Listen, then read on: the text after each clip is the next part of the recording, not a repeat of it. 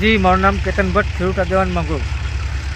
ખાબરા અમદાવાદ અને વટામણ નવસારી આ જે બે પાવર ગ્રીડની લાઈનો 765 કિલો વોટની લાઈનો જે મંગળુર તાલુકામાંથી પસાર થાય છે.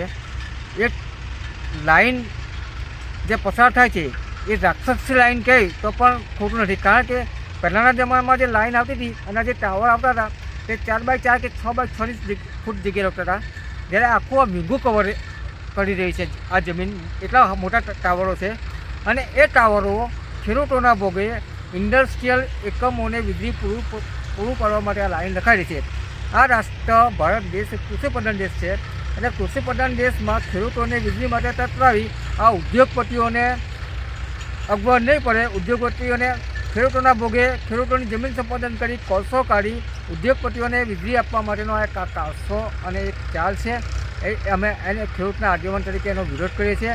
આ જમીન અમારા બાપ દાદાએ ઉદ્યોગપતિઓને આપવા નથી રાખી, એના લાભ માટે નથી આપી, પણ રાષ્ટ્રનું અને સૃષ્ટિનું પોષણ કરવા માટે અમે રાત દિવસ જ્યારે તાપ અને તડકામાં 46 ડિગ્રીમાં કામ કરતા હોય એવા સમયે આ લાઈનના કારણે અમારા મંગળુર તાલુકાના ખેડૂતોને જે આર્થિક નુકસાન થયું છે અને જે બધા અનેક સમસ્યાઓ છે એ સમસ્યાઓ પર ધ્યાન દોરવાને બદલે કાયદાનું અને ખોટું અર્થઘટન કરી પોલીસ તંત્ર અને તંત્રની દાબદબાણ રાખી બીવડાવી અને જે લાઈન રાખવાની જે પ્રવૃત્તિ છે એ ગેરકાયદેસર છે. અમે સાખી લેવાના નથી. અમે ખેડૂત સમાજના માધ્યમથી આ જે લાઈન ચાલે છે સંપાદન એનો અમે વિરોધ કરીએ છીએ, અને કાયદેસર અને ગાંધી ચિંધ્યા માગે અમે આ બાબતમાં લડી દઈશું. અને કોઈપણ હિસાબે આ અમારી મહામૂલી જે જમીન છે એ આવી ઇન્ડસ્ટ્રીયલ એકમો માટે જે લાભદાયક માટે જે લાઈન લખાઈ છે એના માટે આપવાના નથી. અને આગળ જે પણ સંઘર્ષ થશે એની જવાબદારી એ જે તે વીજ કંપનીઓની રહેશે. જય હિન્દ, જય ભારત, જય કિસાન. મારું નામ અમિતસિંહ કનકસિંહ વસી, રહેવાસી કઠવાડા, મંગળુર તાલુકો, સુરત જિલ્લો. હવે અમારા અહીં હમણે છેલ્લા 6 મહિનામાં બધા સર્વે થયા. પાવર ગ્રીડ ખાવડા ને પાવર ગ્રીડ વટામણ, બે લાઇનના હમણાં 765 કેવીની બે લાઇનના સર્વે થયા, અને તે લાઇન અમારા આજુબાજુના 4 થી 5 ગામને કનેક્ટ કરતીને જાય છે. હવે અમારા ગામમાં પ્રશ્ન એ છે કે હમણાં આજુબાજુના ગામોમાં અમારા ગામ કરતાં જંત્રી ઓછી છે, એટલે કે એ લોકોએ શરૂઆતમાં આ વસ્તુ નક્કી કર્યું કે ભાઈ જંત્રી પ્રમાણ વધતો ચૂકવો. હવે આજુબાજુ તમે જુઓ તો અમારા એંગાડી આજુબાજુ બીજા ત્રીજા ખેતરો અમારે ઇન્ડસ્ટ્રીયલ આ બધી આવવાની ચાલુ થઈ ગયેલી. અમારા આ બધા જે ગામ છે, કઠવાડા છે, વેલાસા છે, સાવા છે, મોટી પારડી છે, આ બધા ગામ અમારા હાઈવેથી 1 થી 2 કિલોમીટરની કનેક્ટિવિટીના ગામ છે. ને આ બધી જગ્યા ટોટલ એને જગ્યા છે, મતલબ ફ્રી ઝોન જગ્યા છે કે જ્યાં આગળ ઇન્ડસ્ટ્રીયલ ઝોન જાહેર કરી દીધા છે. હવે આ લોકો હમણે આ રીતે જમીન એ કરશે કે ભાઈ તમને તમારી જમીનને અમે સંપાદન કરતા નથી, તમને તમારી જમીનમાં ટાવર અમે લાઈન લઈ ગયા છે અને તમને જંત્રી પ્રમાણે વર્તન છે. હવે જંત્રી પ્રમાણે આ લોકોના ટાવર 600 મીટરથી લઈને 1200-1600 મીટર સુધીના ટાવર છે.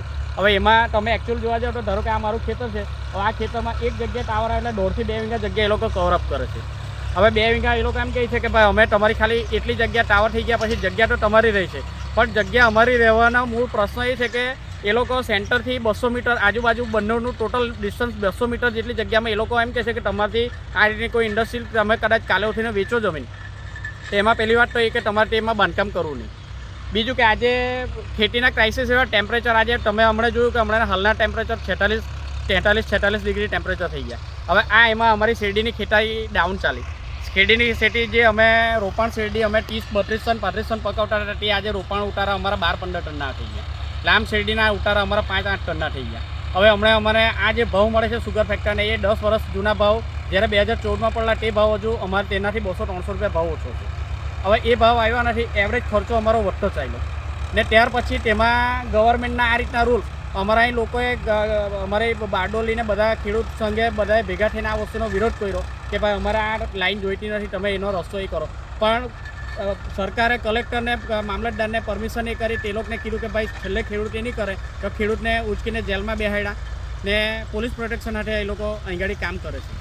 હવે એ લોકો એમ કહે છે કે ભાઈ ટાવર આવે તો અમે તમારી જમીન સંપાદન કરતા નથી, તો એ લોકો નીચે અમારી પાસે ખેતીના ઓપ્શન હવે કદાચ જે રીતે કપાસની ખેતી અમારા એરિયામાં નામશેષ થઈ ગઈ એ રીતે રહેતા સુગરના જો આવા ભાવના આવા ઉતારા રહેશે તો નજીકના ભવિષ્યમાં શેરડીની ખેતી પણ નામશેષ થઈ જવા આવી છે. હવે શેરડીની ખેતી નામશેષ થઈ જાય એટલે અમારી પાસે ઓપ્શનમાં નીલગીરીની ખેતી કે આંબાવાડીની ખેતી, વૃક્ષની ખેતી કરવા કે આપણે બાગાયત ખેતી કરવા તરફ અમારે જવું પડશે.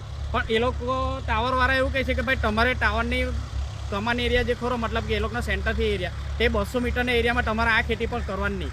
તો પછી એ લોકો એમ કહે છે કે અમે જમીન સંપાદન કરતા નથી કે જમીન તમારી લેતા નથી. તો પછી અમારે આ વસ્તુ માટે પરમિશન જો એ લોકોની લેવાની થાય તો માલિક આજે અમે રહ્યા કે એ લોકો રહ્યા ને એ લોકો અમને નથી નીચે બાંધકામ કરવાની પરમિશન આપતા કે અમારે કાલ ઉઠીને જગ્યા ફ્રી ઝોનમાં ધારો કે અમારી 5 વીઘાની જગ્યા છે તેમાં 2 વીઘા જગ્યા બગડી 3 વીઘા જગ્યા અમે કાલ ઉઠીને કોઈ ફેક્ટરીને વેચવા જશું તો અમારી પહેલાં તો ફેક્ટરીવાળો એમ કહે કે ભાઈ તમારામાંથી લાઈન ગયેલી છે એટલે તમારે માર્કેટ વેલ્યુ કરતાં 50% પેમેન્ટ કરવામાં આવશે. એટલે આજે એ લોકો એમ કહે છે કે અમે તમને આટલું જંત્રી પ્રમાણે ઊંચું વળતર ચૂકવીએ છીએ તો તેની સામે અમારે તો અમે દેખીને અમે નુકસાનમાં જઈએ છીએ. તો આ મિલકત અમારી રહી કઈ રીતે? એટલે આનો યોગ્ય ખેડૂત સમાજના બધા અગ્રણીઓ ને આ બધા ઉપરના અધિકારીઓ ભેગા થઈને આનો વ્યવસ્થિત કોઈ નિકાલ આપે ને અમને યોગ્ય રજૂઆત અમારી ઉપર સુધી લઈ જાય ને અમને આનું કંઈ યોગ્ય વળતર કરે એની અમારી માંગ.